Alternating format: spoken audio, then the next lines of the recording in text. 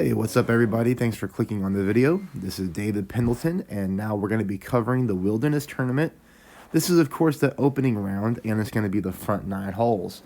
As you can see here on this account, we got an absolutely great card going. I wish I could say the same for my other rookie account. As on that account, I'm sitting at a -12, so 4 shots off of this one, but I am playing so bad on that other account. It's all my fault. All right. So, take a look at the scorecard. You see we're going to have a ton of drops to cover. And keep in mind that my wife and I are going on vacation.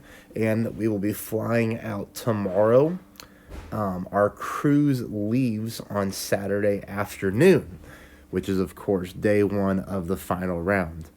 I'm going to try to do rookie finals. I don't know that I'll be able to get it out. But we'll see. You know, I'm going to play it by ear, and I'll do the best that I can. But let's go. Hole number 1. Hole number 1, now I want you to keep in mind, there's 2 ways that we can play this hole. We can get very aggressive with it, as we're going to do right here. And in perfect tailwind like this is definitely the best way to go. Because you can easily get onto the green. And I'm going to show you how to judge your ring push back up. So when I say check OP, this is what I mean. Try to follow with me here. I don't know how well I can explain this, but hopefully this makes sense. I want you to apply your spin. You can see here I'm going with 5 top, 2 left. If you're playing with an extra mile that has 4.5 top, you're going to be okay. You're going to have to just use a little bit more overpower. Now, what I'm doing is I'm pushing up until my second bounce is on that fairway right there, okay? Now, I want you to take your attention away from that fairway, and I want you to take a look at the bullseye. I'm going to rewind the video right now so I can show you something. For some players, this may be your first time hearing this about the game. So, I'll rewind, okay? Now we are normal. When I push up, I want you to notice what happens to my target. I want you to notice this dark line that comes into play. Do you see that dark line right there? That is going to let you know how many rings that you need to push back up when you move your elevation, okay? Because if I were to take the shot right there, notice how everything is perfect. Bounce number 2 is on the fairway. Bounce number 3 is essentially in the rough, and we roll out onto the green.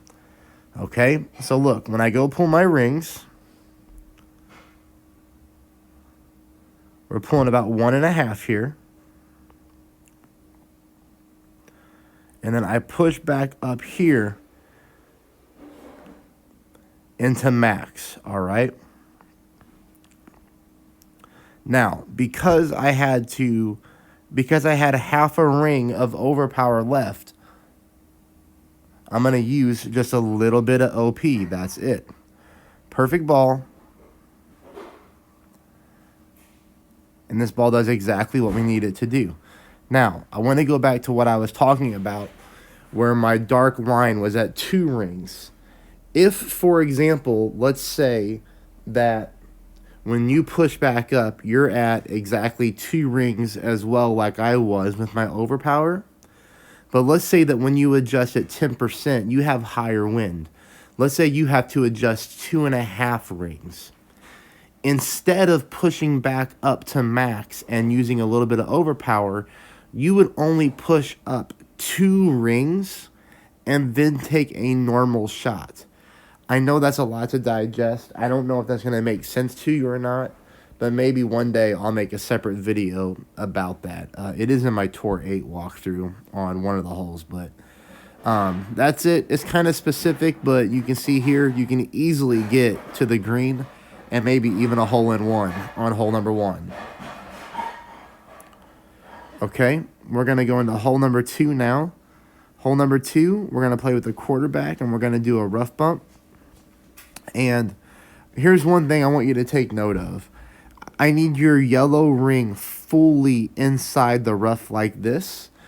I played the yellow ring at the rough line. I got hit with 4.1 mile per hour wind on my other account. And with a perfect ball, I sent a flyer into the sand, meaning it completely missed the rough bump. That's one reason why that account is struggling. So, yellow ring needs to be fully inside the rough. Take a note that I am aiming on the left-hand side of the hole. This is 20% at minimum distance.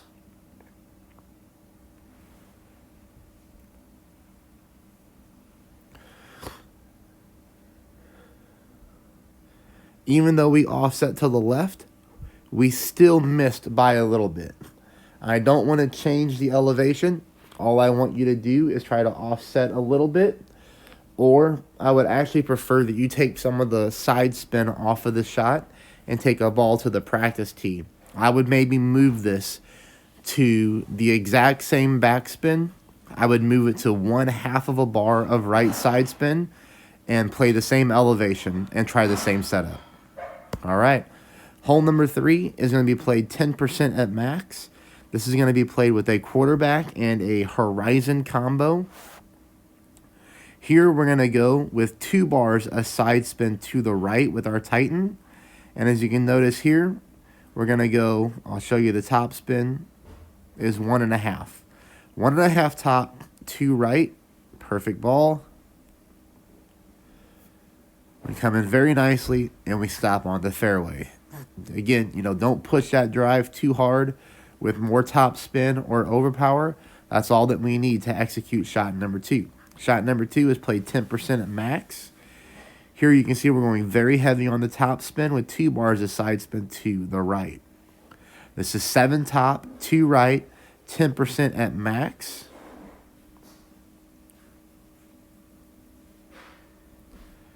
Note here I'm using almost half a ball of overpower. I do hit a perfect ball, and we come through the rough. Was a little bit too much OP at the end of the day, but you would rather go with that than overpower it like I did on my other account and then get stuck in the rough. So, I made some mistakes on my other account that helped me on this account. So, and then hopefully they're going to help you play flawless. Here we pick up a hole-in-one. 10% at mid, which is essentially nearly 1-to-1 with your sniper here. 3 bars of side spin to the left is how we start off. 2 bars of top spin. Now, your landing position is key on this hole. Some people mess this shot up because they played this shot inside those bushes. That is not where you want to be. You want to be below the bushes like this, okay? Notice the offset position here. Ball guideline going into the cup, favoring the left-hand corner of the cup. As long as you hit this ball perfect and you adjust properly, you're going to be very, very close to the hole-in-one, if not in the hole. So on this account, I do pick up the hole-in-one. On my other account, I was hit with 4.1 mile per hour wind, and the ball did a 360 around the cup with the exact same offset. So this shot is very good. It's very duplicatable. And I think that one's going to give a lot of people a lot of luck on that hole-in-one right there. Hole number 5, we're going to go with a no moving target drive with our quarterback. We're going to be playing the quarterback and the horizon. 1 bar of backspin, 2 bars of side spin to the right. Again, this is a no moving target until it's time to move our rings, just like this. We adjust for our elevation. Here we take again a normal shot with no overpower. We hit a perfect ball, and we do roll in very nicely here, staying on the fairway. The thing about this drive is you don't want to get too many yards.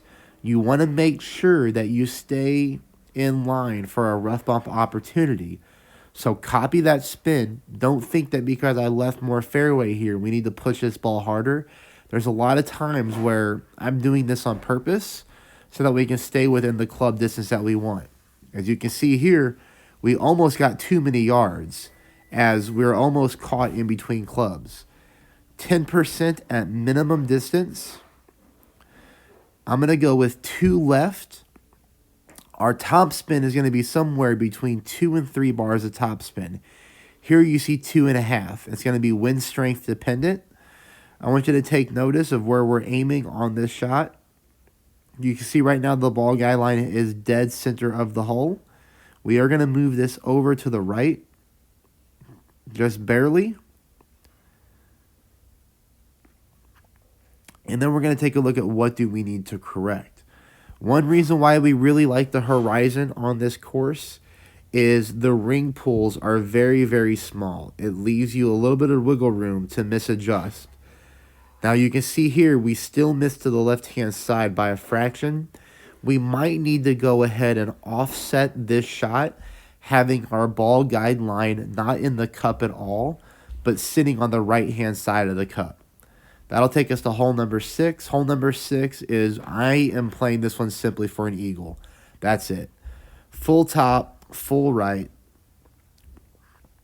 Here, you see where I'm aiming? I'm aiming just when my ball guide line isn't touching that tree, okay? That's kind of my setup point. There, 10%. Here, a little bit of OP. Max curl to the right. Perfect ball. This is very, very simple and straightforward. Shot number 2, I thought about going for the Alba, but you know what? In this wind angle, you're going to have to pull into that tree, which you're going to see here in a second. If I go to adjust my rings like I want to, I'm pushing them into the tree line. I've hit that tree before in tournaments past, so, you know, I got a little anxiety when it comes to that tree. So for me, I'm just like, forget it. I'm just going to go ahead and lay up. And I'm taking the eagle and just moving on to hole number 7. Hole number 7 is a set shot. So what I mean by a set shot is I'm looking for a landmark position on my drive, and I'm looking to move my target over to the right, full top to right. So I'm going to move my target over to the right until it gets broken by the tree line again. So you see I move it. Well, hold on. Well, here, that's a bad example.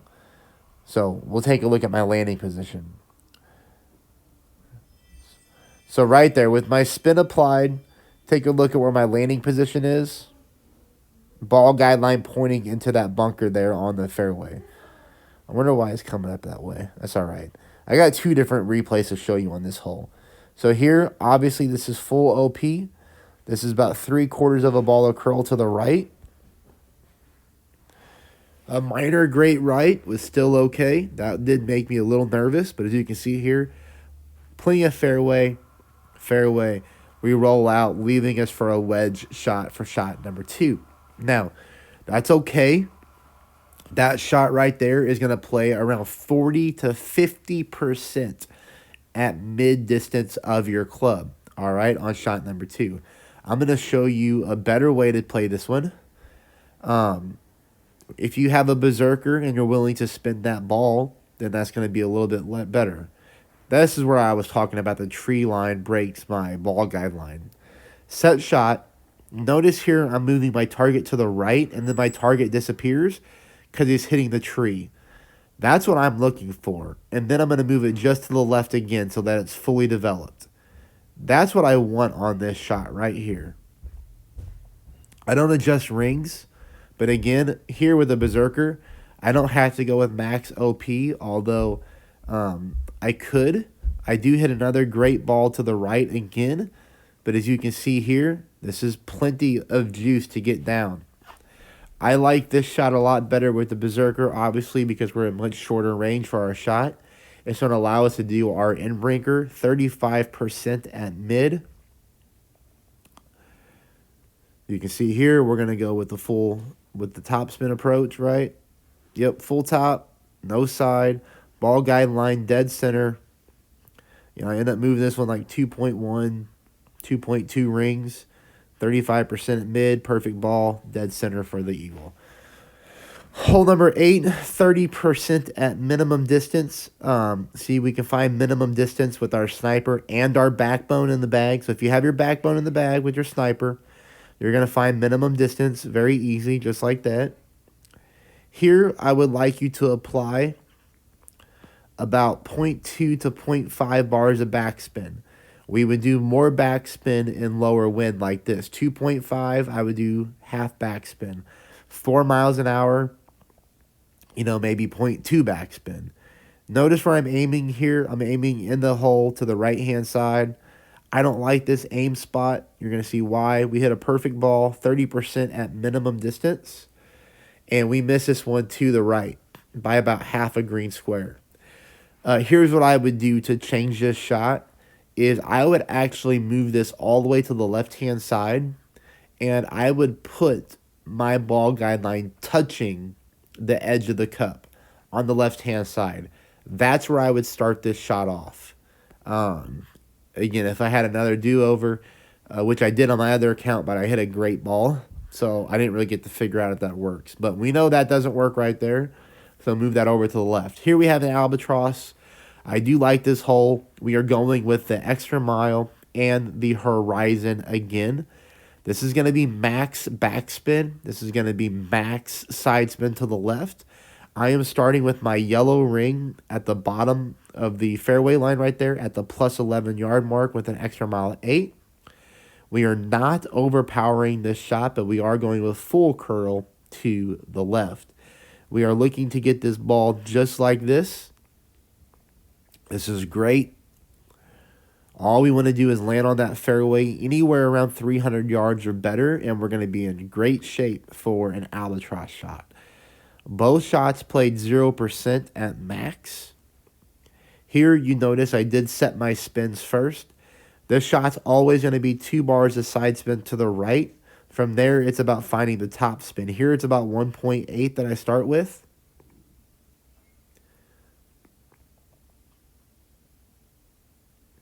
Move it up a little bit to about 1.9. Here's what I'm looking for.